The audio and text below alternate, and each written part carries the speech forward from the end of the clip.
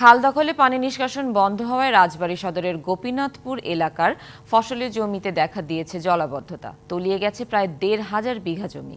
সমস্যা সমাধানের দাবি জানিয়েছে ক্ষতিগ্রস্ত কৃষক। এদিকে আপাতত এ বিষয়ে কোনো প্রকল্প নেই বলে জানিয়েছে কৃষি উন্নয়ন কর্পোরেশন।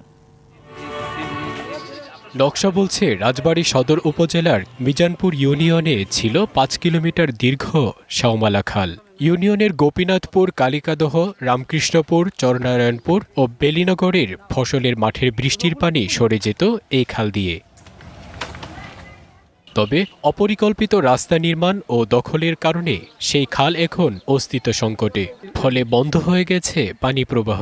এখন সামান্য বৃষ্টিতেই জলাবদ্ধতায় তলিয়ে যায় এলাকার ৫ শতাধিক কৃষকের ১,৫০০ বিঘা ফসলি জমি। দ্রুত সমস্যা সমাধানের দাবি ক্ষতিগ্রস্তদের।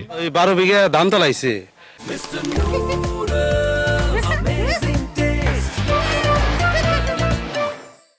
আর ওই ৪০% কচু মানে মুখে কচু, আর ওই ২৫% বেগুন তলাইছে। আমার মানে বর্তমানে আর কিছু নাই। আর এখন যে রাস্তা আগে যে ছিল ড্রেন ছিল, ড্রেন ভরে বাড়ি করা হয়েছে, কালভার্ট বন্ধ করে দিয়ে রাস্তা করা হয়েছে, পানি আমাদের পাস হতে পারে না।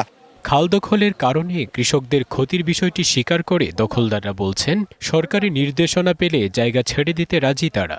আছে হালকা আছে, বারান্দা আছে, কৃষকদের ক্ষতি হতে চান, কৃষক বাই করলে তো বাই করে দিতে হবে। বরাদ্দ পেলে দখলমুক্ত করে খাল খননের আশ্বাস কৃষি উন্নয়ন কর্পোরেশনের। এটা ডিপিপিতে ইনক্লুড ছাড়া সম্ভব হয় না।